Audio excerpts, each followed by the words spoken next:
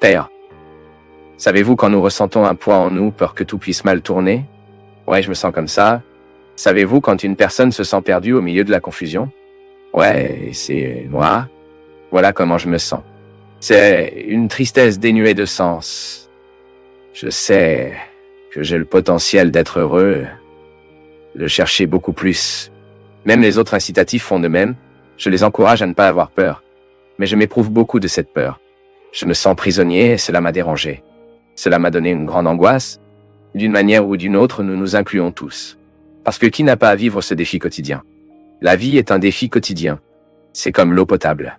L'eau que vous avez prise hier n'est pas pour le siège d'aujourd'hui. La nourriture que vous avez mangée hier, bien sûr, il peut encore vous nourrir, mais vous devez renouveler la nourriture. Le sens de la vie est comme ça aussi. C'est moi d'enfreindre les règles des défauts pour que je commence à vivre sur les règles des vertus. J'ai la sensibilité, la simplicité d'identifier mes excès. Ce qui fait de moi une personne difficile est de commencer à travailler. Plus tôt je commencerai à travailler cela, plus il est grand de bénéficier, car il est bon pour nous de vivre la conversion. Nous sommes plus agréables, nous sommes plus heureux, nous sommes plus épanouis. Et c'est le premier avantage de la convention, que lorsque nous abandonnons ces excès, nous sommes encore plus beaux. Car vous commencez à faire de la place pour grandir sur vous, ce que les excès ne permettent pas. De nombreuses vertus ne grandissent pas en nous. C'est parce que les défauts suffisent. Le défaut a un pouvoir ordinaire et absurde de s'étouffer quotidiennement.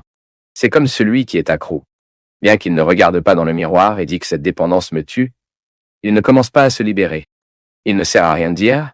Il ne sert à rien de dire. Le toxicomane doit se reconnaître comme un tueur de lui-même. Ce n'est qu'à partir du moment où il se reconnaît, il cesse de se suicider. Et cette dépendance, qui est un poison ordinaire, parce que c'est tous les jours, il s'arrête dans les veines, il s'arrête dans sa bouche, il cesse de polluer sa tête, et cette personne commence soudainement à percevoir de belles choses, ce qui, jusque-là, ne le faisait pas remarquer car la dépendance ne le permettait pas. Mon peuple, parfois, nous cultivons des habitudes nuisibles et nous ne nous acquittons plus. Vous savez qu'un grand dommage humain que j'ai identifié est que les gens s'habituent à ce qu'ils ressentent, ils s'adaptent à ce qui est mauvais. Ils ont perdu la capacité d'être indignés, comme je le disais. Parfois, vous ne pouvez pas recruter le meilleur en vous-même. Il est abattu. C'est tout. Ce n'est pas seulement votre problème, ma fille. Nous tous, si nous ne prenons pas soin de vous, nous perdons la référence de la réalité. Ce que nous devons vraiment faire, pourquoi? Faites-le pour obtenir le meilleur d'entre nous. C'est la conversion.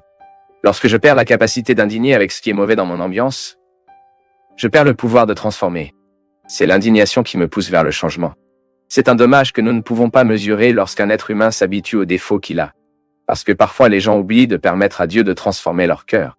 Parfois ils ne transforment que l'aspect extérieur. Mais qu'en est-il du cœur? Qu'est-ce qui me fait l'un devant l'autre?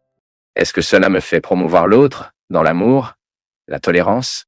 Parfois les gens ne se regardent pas. Parfois nous nourrissons un tempérament difficile et lourd, et nous disons qu'il est converti, ou est en train de conversion. D'accord, mais quel processus est-ce que cela n'accélère pas notre légèreté?